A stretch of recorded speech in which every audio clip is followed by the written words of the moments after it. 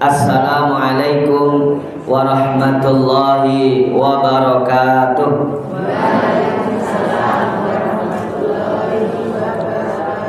Alhamdulillah wassalatu wassalamu ala rasulillah. La haula wa la quwata illa billah.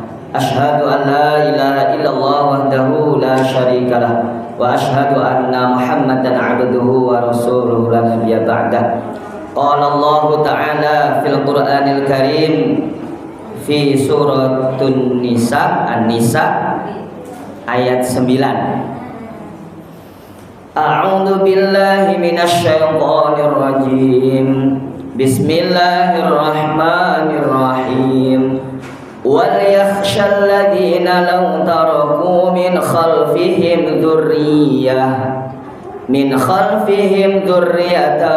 di'afan khafu 'alaihim falyattaqullaha wal yaqulu qawlan sadida.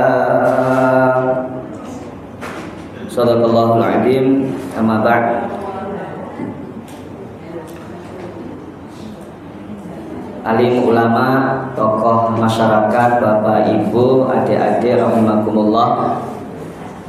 Alhamdulillah malam ini kita bersyukur bisa thalabul ilmi. Ada bapak-bapak, ada ibu-ibu, ada adik-adik dan anak-anak bersatu di malam Ahad yang biasanya santai, yang biasanya bisa untuk kumpul di keluarganya, tetapi kita dituntun oleh Allah menghadiri pengajian ini. Mudah-mudahan niat kita ikhlas, aktivitas kita nantinya diridhoi Allah Subhanahu wa taala. Amin ya rabbal alamin. Salawat dan salam marilah senantiasa kita aturkan kepada junjungan alam Nabiullah Muhammad sallallahu alaihi wasallam. Mudah-mudahan kita nantinya mendapatkan syafaatnya di yaumul qiyamah.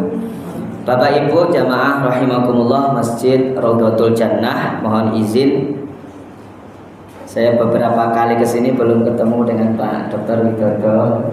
Alhamdulillah beliau ya pimpinan kami di Universitas Ahmad Dahlan. Mohon izin Bapak Ibu, bukan bermaksud menggurui, tetapi mari sama-sama kita belajar. Tema malam ini karena sebentar lagi kita Hari Raya Kurban, saya mengambil tema keteladanan keluarga Nabi Ibrahim alaihissalam. Saya baca tadi di dalam Quran surat An-Nisa ayat 9, wal yakhshal ladzina law taraku min khalfihim dzurriyyah, dan hendaklah takut kepada Allah orang-orang yang sekiranya mereka meninggalkan keturunan yang lemah di belakang mereka. Min khalfihim dzurriyyah, di'afan, lemah di belakang mereka, khaufun alaihim. Wattaqullah, dan bertakwalah kepada Allah, wal yaqulu qaulan sadida, dan hendaklah mereka berbicara dengan tutur kata yang benar. Bapak Ibu, kalau kita belajar tentang keluarga Nabi Ibrahim alaihissalam, maka tidak terlepas dari sinten? Nabi Ismail alaihissalam, terus sinten malih? Sinten? Siti Hajar. Bapak-bapak pengen dados keluarga Nabi Ibrahim? Pengen badan? Nggih, pengen nggih. Nek istrine pinten? Ibu-ibu pengen jadi Siti Hajar? Pengen? Mboten. Paling tidak keluarga ini menjadi contoh keteladanan yang baik. Saya ingin bercerita sebelum ke keluarga Nabi Ibrahim, Bapak Ibu. Mungkin Bapak Ibu juga merasakan. Saya itu juga pernah cerita di sini, ya. Saya sekarang fokus mengelola TPA, Taman Pendidikan Al-Quran. Alhamdulillah sebentar lagi kami ada 6 kelas. 6 kelas, yang satu itu baru tadi malam kami rapat, ada kelas pra TKA. Usia anak 3 sampai 5 tahun. Jadi anak usia 3 sampai 5 tahun itu nanti belajar ngaji di kelas pra TKA.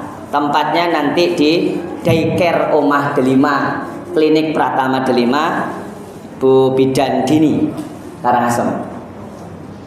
Terus yang kedua ada TKA.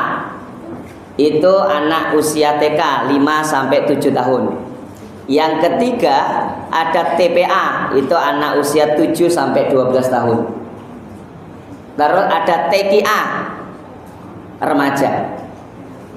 Ning ngaose mengajinya bukan mengaji Iqra Al-Qur'an. Agak berat memang menghadapi remaja. Sekarang coba dilihat di sini, mana yang remaja? Samping kanan saya ini remaja yang mana?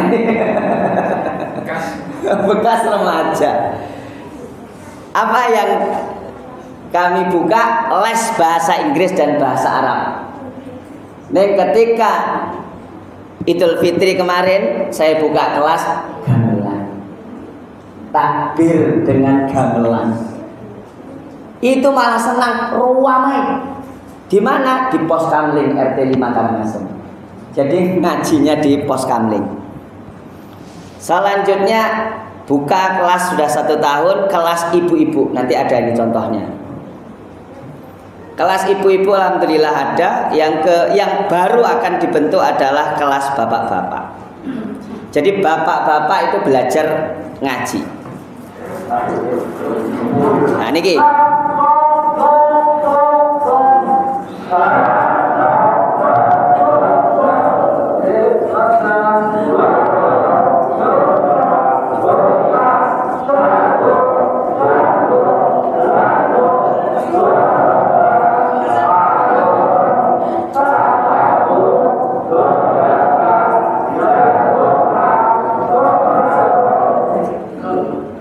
Itu bapak-bapak.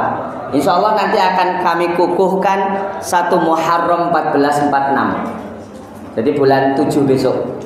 Bapak-bapak. Nah yang ini ibu-ibu kemarin.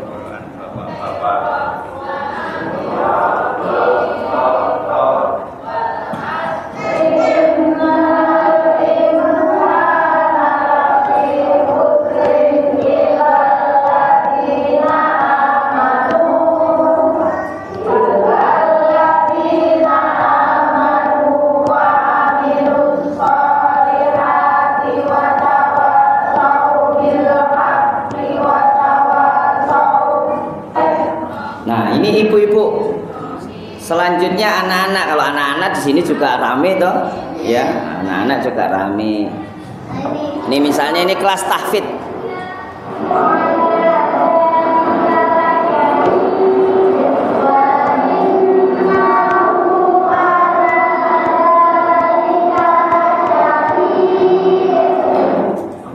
Nah, saya ingin menyampaikan begini Bapak Ibu. Kunci keluarga Nabi Ibrahim itu paling tidak punya 3 unsur. 1, ayahnya. Nabi Ibrahim itu sendiri. Kalau Nabi Ibrahim sendiri itu bagus, maka yakin keluarganya bagus. Hanya tidak bisa Nabi Ibrahim sendiri, maka perlu ditambah dengan Siti Hajar. Siapa? Istrinya, ibunya. Tidak bisa keluarga ini hanya ayah, ibu, suami, istri, maka dikuatkan dengan anaknya Ismail. Sehingga saya itu ingin membentuk sebuah di kampung Karangasem itu model atau bahasanya pondasi cakarayam. Jadi bapaknya, ibunya, adiknya, kakaknya itu ngaji. Sehingga program kami namanya Satu Keluarga Santri TPA. Wah itu 1 keluarga santri TPA. Dan insya Allah besok Zulhijjah, Gebiar Zulhijjah besok ketika Idul Adha, 1 keluarga yang jadi santri TPA Al Mujahidin kami belikan kompor gas dengan harga 300 atau berapa ya, kompor gas yang 2 Rina itu berapa itu Bu? 300-an ya. Itu akan kami beri kepada keluarga yang anaknya santri TPA, kakaknya santri TPA, ibunya santri TPA, bapaknya santri TPA. Saya ingin membentuk itu seperti keluarga Nabi Ibrahim. Yang beberapa minggu yang lalu sedih saya Pak. Mohon maaf Bu, sedih saya. Mengapa sedih? Karena muncul outlet 23. Tahu mboten outlet 23 Pak? Nggih toh. Napa adik-adik tahu outlet 23? Iya Pak Bu. Menjual minuman keras dan itu di RT tidak jauh dari tempat saya tinggal. Di depan Pamela 6. Muncul outlet 23. Coba bayangkan, kita membangun anaknya itu pondasinya Al-Quran, kakaknya Al-Quran, ibunya Al-Quran, ayahnya Al-Quran. Kok malah itu yang tantangan dakwah itu. Sedih sekali ketika jebret masyarakat tidak sepakat sebagainya, outlet 23. Dan memang sekarang ini kemarin Pak Widodo di PDM itu juga membahas munculnya, menjamurnya outlet 23 di DI. Di MUI juga begitu, kita punya polisi luar biasa. Ya namanya outlet 23, ya ini akan meracuni juga generasi pemuda kita sehingga luar biasa nanti. Maka apa Bapak Ibu yang ingin saya sampaikan malam ini, kekhawatiran kita mari kita mulai cari solusinya. Jangan sampailah anak-anak kita, saudara kita, tetangga kita dan sebagainya dengan adanya itu. Nah, sehingga apa yang ingin saya sampaikan, pertama yang harus kita kuatkan adalah ayahnya Ibrahim. Seperti Ibrahim itu sebagai imam, Ibrahim itu sebagai tokoh, Ibrahim itu sebagai teladan di dalam keluarganya. Maka yang paling penting bapaknya dulu. Nah, Bapak Ibu jamaah rahimakumullah, sederhana memang, tapi memang kadang-kadang mohon maaf ini saya perspektifnya memang dari anak TPA gitu ya. Kalau di sini alhamdulillah anak-anak itu ada, tapi ada saya itu membawa anak sholat dengan anak model polah kata ngeten iki. Marah itu. Mas besok anaknya itu jangan dibawa ke masjid toh. Jangan dibawa ke masjid anaknya itu. Begitu. Karena ganggu orang sholat dan sebagainya. Nah, seperti itu memang. Ini pengalaman saya pribadi ya.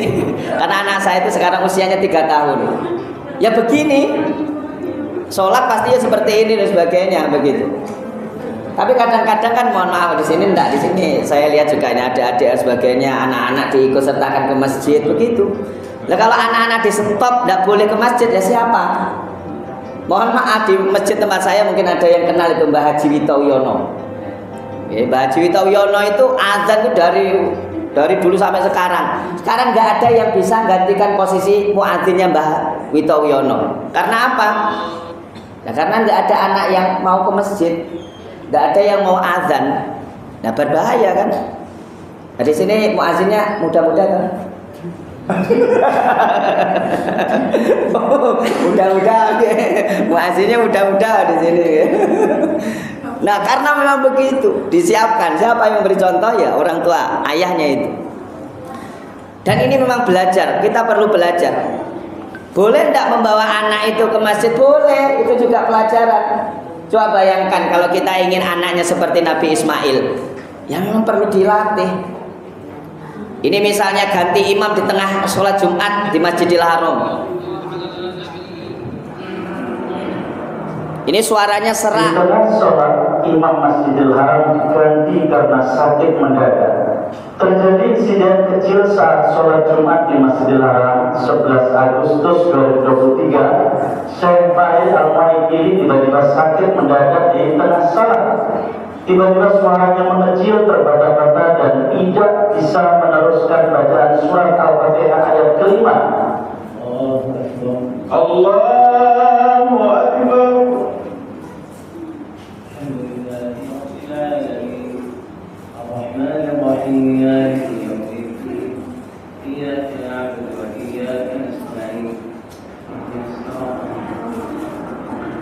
Menyikapi kondisi tersebut, Ketua Imam Masjidil Haram Syekh Abdurrahman As-Sudais yang tepat berada di belakangnya langsung maju untuk menggantikan Syekh Mahir menjadi imam sholat.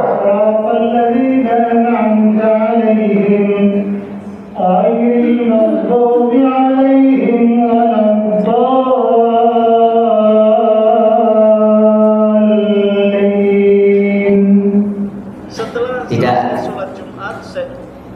Kalau tidak dipelajari ini kan kadang bingung tapi kalau tidak disiapkan generasi penerusnya, siapa yang akan meneruskan? Nah ini PR kita Bapak Ibu. Tapi yang paling penting adalah bagaimana kita itu bisa menyiapkan. Jangan sampai kita tadi dalam Quran surat An-Nisa ayat 9, keturunan kita itu lemah. Lemah akidahnya, lemah agamanya, lemah fisiknya, dan lemah ekonominya. Jangan sampai 3 hal ini yang kita tinggalkan generasi penerus.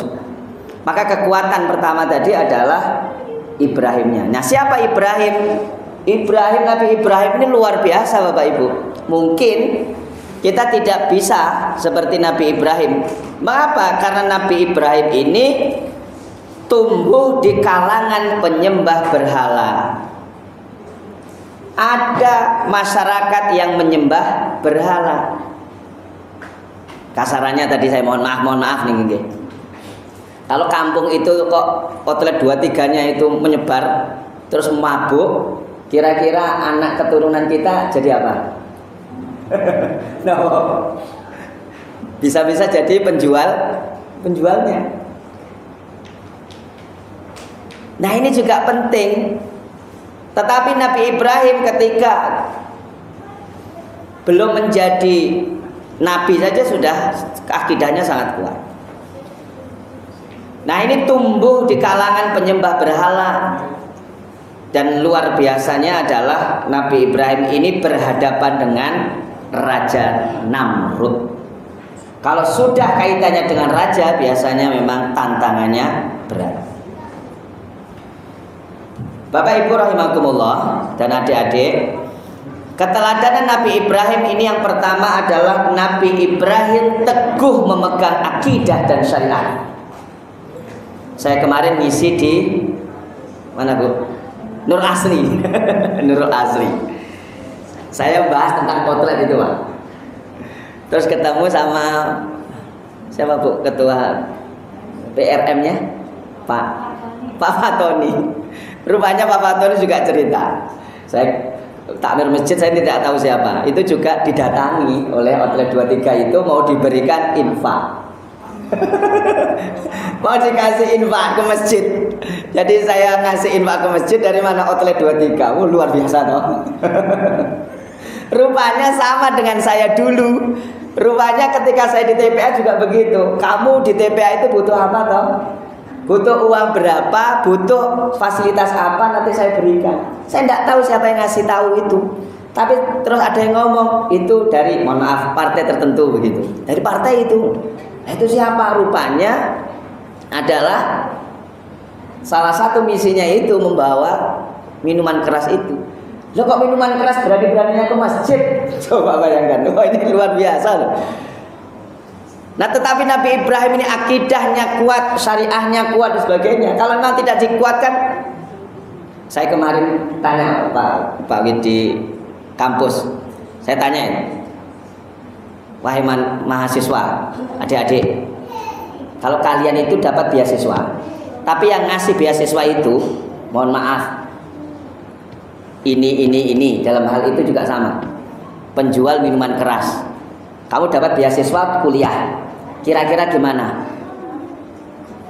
Jawabannya itu membuat miris. Kalau pantunnya orang Riau, karena kebetulan saya orang Riau, jawabannya adalah kura-kura dalam perahu. Kenapa? Pura-pura tidak tahu. Kura-kura dalam perahu, pura-pura tidak tahu. Kalau saya dapat seperti itu Pak, saya tutup mata, tutup telinga, pura-pura tidak tahu Pak, beasiswanya rupanya dari sana. Nah ini ngeri nih, beasiswanya dari sana untuk pendidikan yang bagus. Nah ini kan ngeri, jadi PR kita. Maka dicontohkan ini adalah Nabi Ibrahim alaihissalam. Mohon maaf kalau di kampung saya dulu di daerah Riau, karena kami transmigrasi bapak dan ibu, itu dulu kalau main judi itu kan jor-joran gitu. Main togelnya itu malam Jumat kok jebol. Wah kan luar biasa, atau berapa juta. Terus sholat Jumat infak 100.000 jeblung. Wah gayaman infakmu kok 100.000. Wow, mabungi menang. Mabungi menang, tapi infaknya 100.000 ke masjid. Katanya apa? Supaya bersih. Ayo menangnya tadi 1 juta dimasukkan 100.000 bersih dari mana? Nah, anak-anak juga ada yang begitu. Anak-anak itu ada, mohon maaf saya juga sudah bercerita mungkin di sini ya. Di Pekanbaru, saya waktu kuliah di Pekanbaru itu ada tempat tertentu yang dibuat untuk sekolah pencuri. Yang menariknya itu sasarannya adalah kota amal. Kota amal. Lah kalau mencuri kota amal, pripun doktrinnya? Kalau kamu mencuri kota amal, maka amalmu bertambah. Gimana? Kan kota amal, berarti kota amal, amalnya di situ banyak. Kalau dicuri berarti amalnya bertambah. Doktrinnya itu loh. Nah ini hati-hati Bapak Ibu. Okay. Tetapi Nabi Ibrahim ini teguh memegang akidah dan syariah. Di dalam Quran surat Ali Imran ayat 67 dijelaskan, a'udzubillahi minasyaitonirrajim. Maka na Ibrahimu Yahudiyan wala Nasraniyan walakin kana hanifan muslima wa ma kana minal musyrikin. Ibrahim bukanlah seorang Yahudi dan bukan pula seorang Nasrani, tetapi dia adalah seorang yang lurus muslim dan dia tidaklah termasuk orang-orang musyrik. Meskipun Ibrahim itu berada di dalam kondisi masyarakatnya penyembah berhala, tetapi agamanya, akidahnya Ibrahim lurus. Memang berat ya.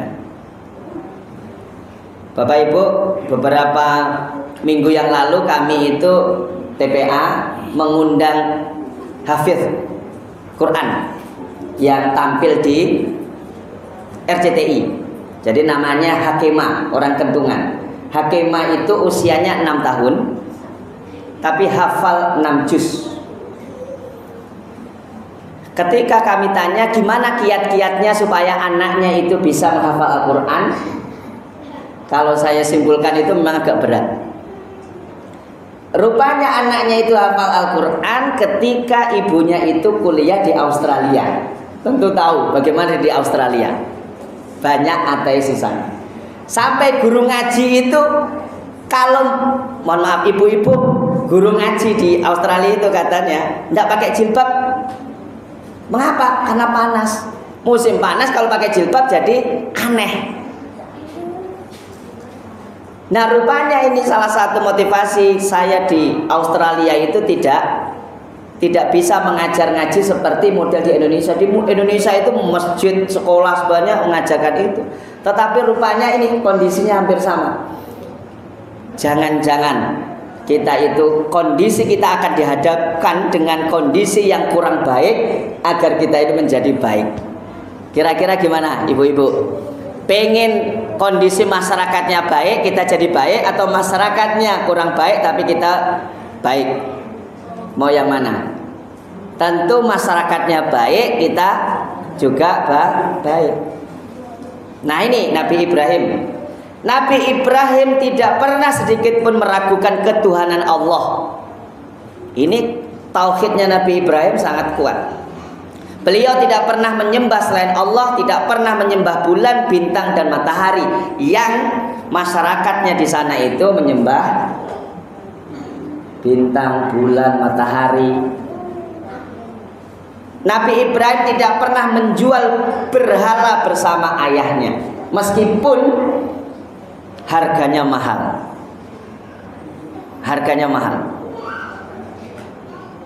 Di kampung saya itu masih ada babi hutan, Bapak-bapak.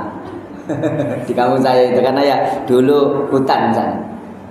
Harga babi hutan itu lebih mahal dibandingkan harga kambing.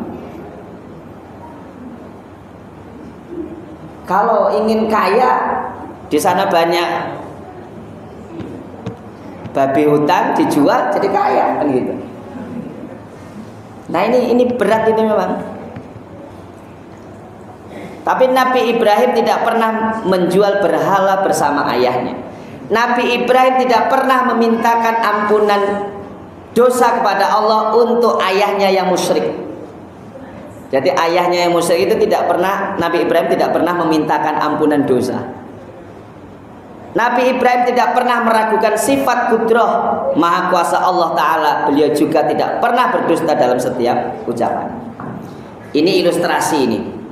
Ini ada film apa ya, Mencari Tuhan atau apa ini? Simak baik-baik. Sesuai apapun yang kalian alami dalam hidup nanti, tumpahkanlah semua keluh dan air mata kalian itu kepada Allah. Menangislah hanya di tahajud kalian dan biarkanlah Allah yang meluruskan itu.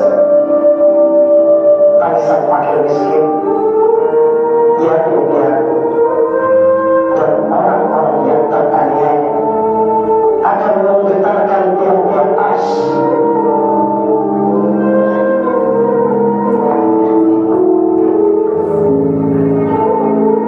Ada wasiat dari Allah yang bisa Bapak wariskan sama dia.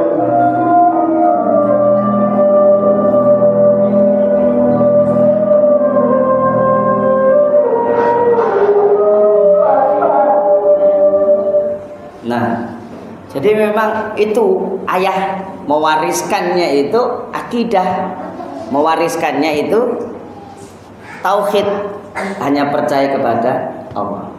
Nah, ini memang berat ya, karena memang saya juga sama. Kira-kira besok kalau saya mewasiatkan ke anak saya, ya kadang-kadang mikir tentang urusan dunia. Nanti ini misalnya rumah ini, tanah ini, tabungan ini, gitu. Nah ini memang berat kita. Nah ini keteladanan Nabi Ibrahim. Yang kedua adalah Nabi Ibrahim cerdas dan lugas dalam berbicara. Quran surat Maryam ayat 45. Ya abati inni akhafu ayyam massaka adzabu minar rahmani fatakuna lisyaitani waliya. Wahai ayahku, aku sungguh khawatir engkau akan ditimpa azab dari Tuhan yang Maha Pengasih sehingga engkau menjadi teman bagi syaitan. Jadi Bapak Ibu, bahasa yang disampaikan oleh Nabi Ibrahim itu bahasa yang tegas, bahasa yang cerdas tapi santun. Santunnya apa? Khawatir, ada kata-kata khawatir. Jadi tidak menggurui. Mohon maaf. Jadi istilah di sini adalah khawatir kalau Bapak nanti teman setan. Tidak langsung menghentikan Bapak syirik, Bapak musyrik, tidak begitu.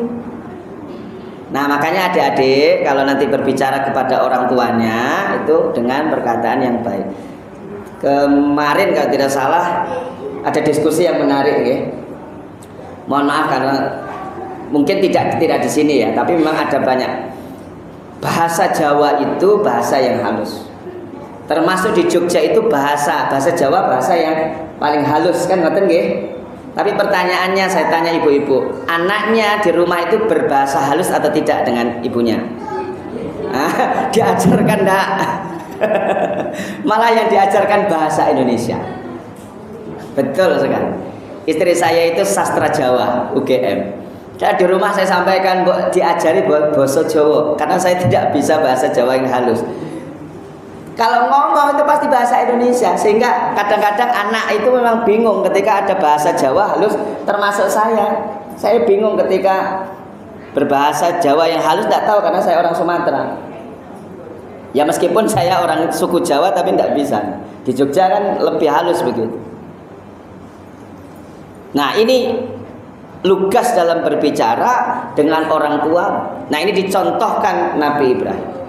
Nabi Ibrahim dengan menjaga adab seorang anak kepada orang tuanya. Ibrahim mengajak ayahnya untuk menyembah kepada Allah semata, Tuhan yang berhak dan wajib disembah. Nah, ini Ibrahim sebagai ayah. Ya jangan seperti video ini, misalnya ini ya. Ini bapaknya tidur, anaknya. Mudah-mudahan nggak terjadi, gitu. Ya. Ini malah ayahnya nggak begitu ya. Ini ayah yang muda, enggak ini ayah yang muda. Kalau ngomong itu malah ditinggal tidur gitu ya, malah telinganya yang di ya telinganya ya yang mimiknya malah telinganya, malah yang tidur bapaknya. Nah, Bapak Ibu rahimakumullah, ini yang penting ya. Yang kedua, yang ketiga adalah Nabi Ibrahim itu berani menegakkan kebenaran meskipun, nah ini Quran surat Al-An'am ayat 83. Siapa yang dihadapi oleh Nabi Ibrahim?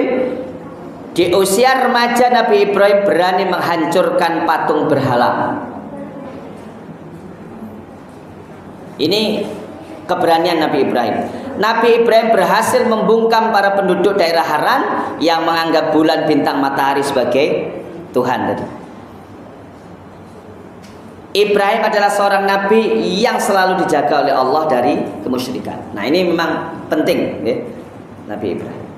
Yang keempat adalah Nabi Ibrahim taat dan sabar terhadap perintah Allah. Quran surat As-Saffat ayat 102. Ini sudah jelas, ini yang sering kita tahu dengan perintah kurban. Mengharapkan, menginginkan seorang anak lama dan sebagainya gitu.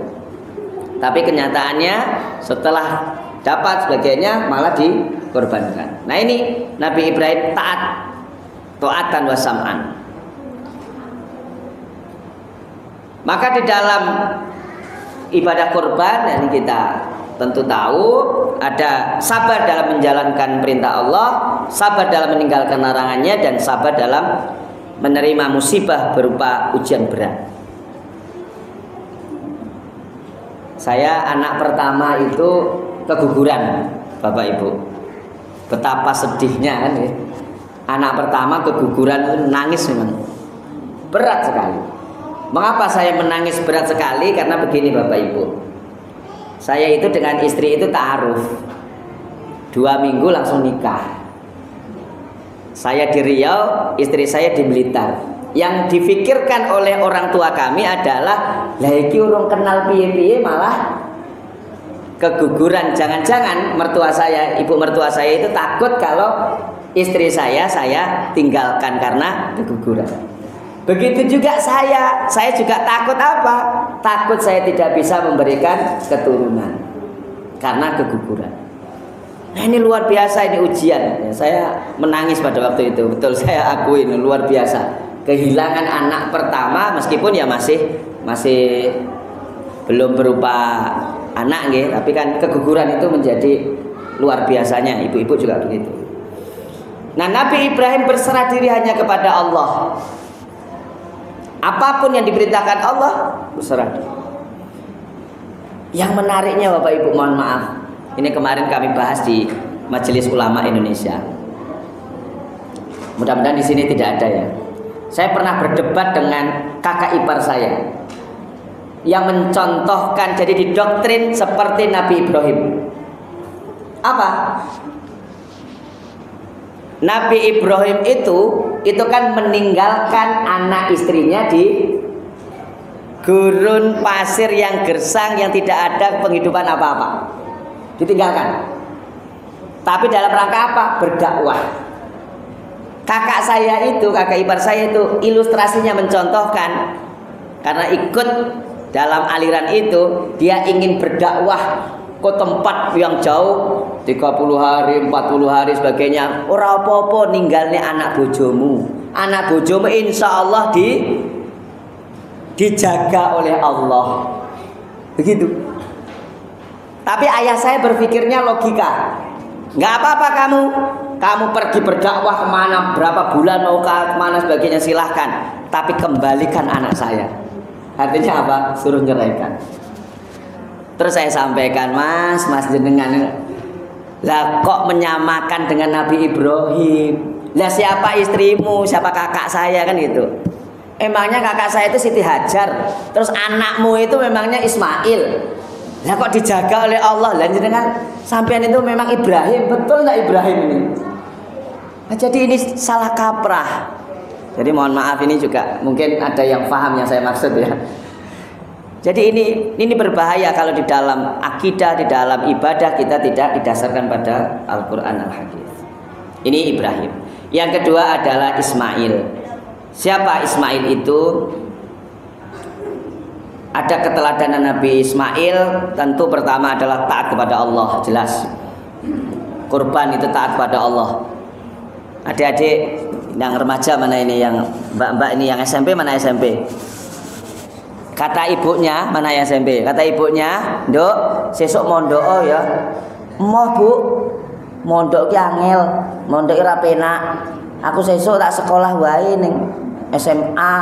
Aku tak sekolah wae ning SMK terus kerja." "Ora, Nduk, pokoknya dadi yo hafizah." Misalnya begitu. Kira-kira gimana? Ya, sekarang itu berat. Kalau menanyakan kamu kesini, perbedaan pendapat antara ayah dan ibu, antara ayah dengan anak, dari anak dengan ibunya, itu berat. Kalau dulu manut ngaten nggih, dijodohne sesuk nikah, manut. Sekarang ndak milih. Sekarang tuh milih sebagainya. Tapi memang kadang-kadang orang tuanya berat. Beratnya apa? Pilihannya kudu sing duwe Avanza. Jadi masih itu. Nah, kita tidak didasarkan pada akidah, didasarkan pada Al-Quran. Nabi Ibrahim itu taat kepada Allah dalam rangka juga taat kepada orang tuanya dalam rangka taat kepada Allah. Jadi taat kepada orang tuanya itu dalam rangka taat kepada Allah. Nabi Ismail itu juga sabar dalam menjalankan perintahnya, dan Nabi Ismail itu juga pekerja keras sejak kecil.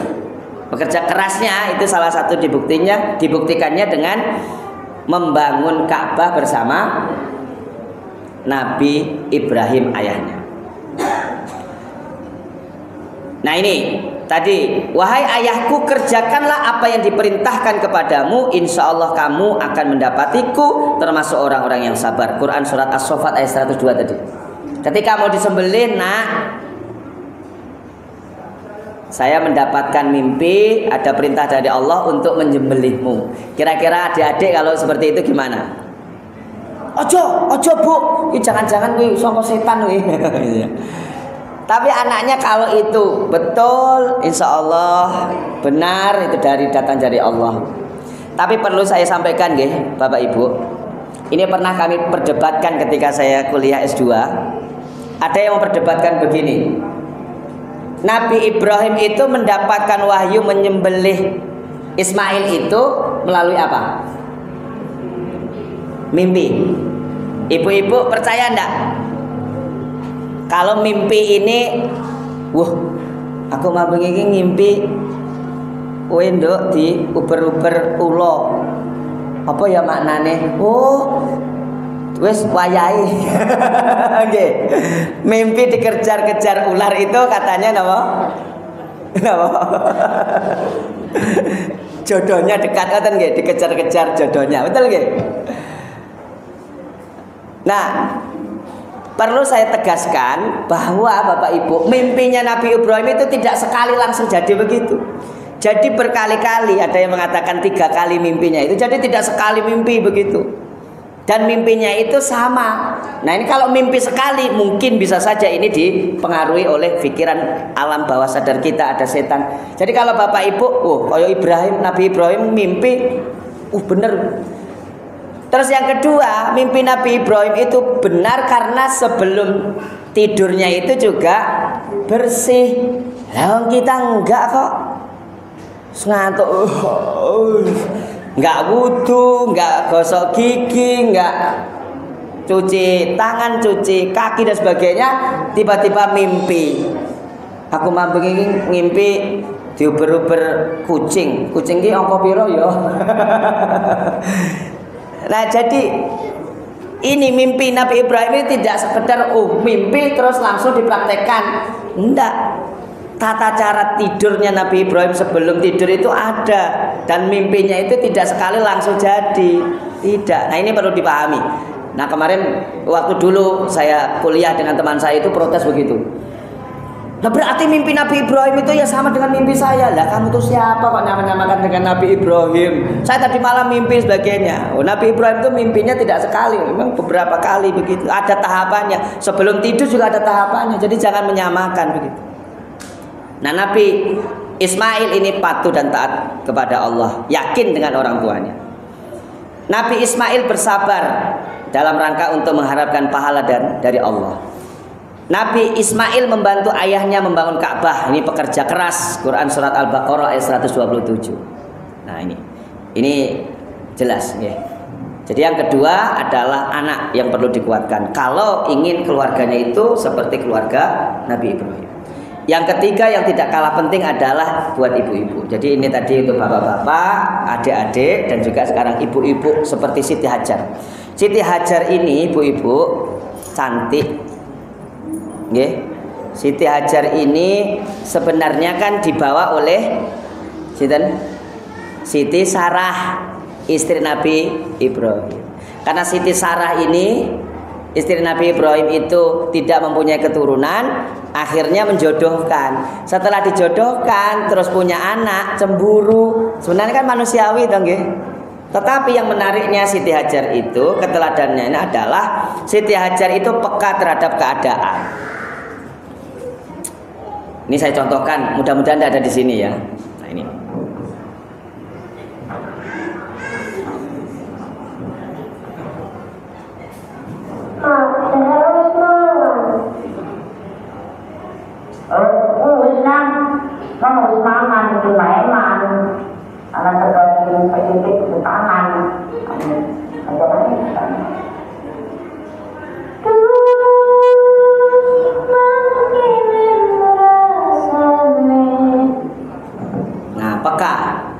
Jadi memang kadang-kadang ibu-ibu itu adik-adik ya, anak-anak ini ya, kadang-kadang ibu-ibu itu berbohong, ibu berbohong itu ya karena begitu. Sama dengan saya itu, tanya, Bu sudah makan? Sudah. Masa apa tadi? Sebagai padahal belum makan. Ini pernah begitu. Nah, ini luar biasanya perjuangan ibu, peka terhadap keadaan. Nah, Siti Hajar ini peka terhadap keadaan, bagaimana menghadapi kesulitan. Bahkan Siti Hajar ini orang yang cerdas.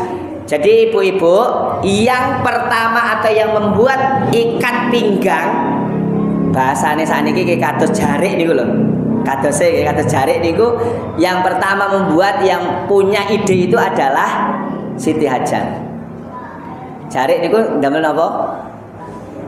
Ndamel napa jarik niku?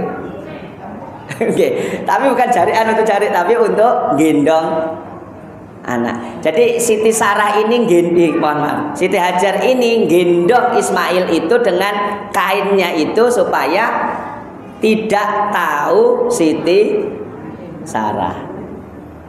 Dan ini kuat, mau dibawa kemana-mana itu kuat. Makanya ikat gendong ataupun jarik untuk menggendong anak itu maknanya luar biasa. Tapi sekarang kan sudah berubah nggih. Sudah nggak pakai jarik lagi, sudah ada napa nih kok? Untuk gendong anak itu kan sudah berbeda-beda ya. Tapi gendongan itu lebih bagus, lebih luar biasa. Ini Siti Hajar. Siti Hajar tegar dan taat terhadap suaminya. Pokoknya apa yang disampaikan oleh suaminya beliau ini sangat taat. Nah, yang terakhir adalah Siti Hajar adalah ibu yang gigih. Bahkan Ibnu Abbas berkata, Rasulullah bersabda, semoga Allah melimpahkan rahmat kepada Bunda Ismail, ibunda Siti Hajar, jika ia membiarkan Zam-Zam atau jika ia tidak membuat kolam, niscaya Zam-Zam menjadi mata air yang mengalir, bahkan menjadi banjir begitu. Ini luar biasa, gigih, berusaha dengan sebaik-baiknya. Oleh karena itu Bapak Ibu, pada kesempatan ini mari kita pelajari bersama bagaimana sirahnya Nabi Ibrahim, bagaimana Ibrahim sebagai ayah, bagaimana Siti Hajar sebagai ibu, bagaimana Ismail sebagai anak. Kalau 3 orang ini bersatu, insya Allah keluarga kita ini keluarga yang sakinah, mawaddah, warahmah. Kita mulai belajar bersama. Mohon maaf sekali lagi, bukan menggurui, mari sama-sama kita usahakan. Saya juga sebagai anak, sebagai tadi dicontohkan Ismail bagaimana, saya juga sebagai ayah dari anak-anak, saya sebagai suami dari istri, begitu juga. Jadi peranannya kita coba. Nabi Ibrahim itu sebagai ayah seperti apa, ketika menjadi anak seperti apa, dan sebagainya. Mudah-mudahan sedikit ini bisa menggugah semangat kita untuk selalu belajar dan terus belajar. Mari kita kuatkan, kita ikhtiarkan, bukan hanya keluarga saja, tetapi di lingkungan di sekitar kita tadi, ya masyarakat dan sebagainya itu juga perlu kita kuatkan, sehingga masyarakat kita menjadi masyarakat yang baldatun thayyibatun wa rabbun ghafur, menjadi negara yang betul-betul yang kita idam-idamkan. Tentu banyak kekurangan dari saya, mohon maaf jika banyak hal yang kurang berkenan, mohon diberi nasihat. Mari kita sama-sama ikhtiarkan agar menjadi keluarga yang betul-betul idaman bersama. Nasru minallah wa fathun qarib wa basyiril mu'minin billahi taufiq wal hidayah. Wassalamualaikum warahmatullahi wabarakatuh.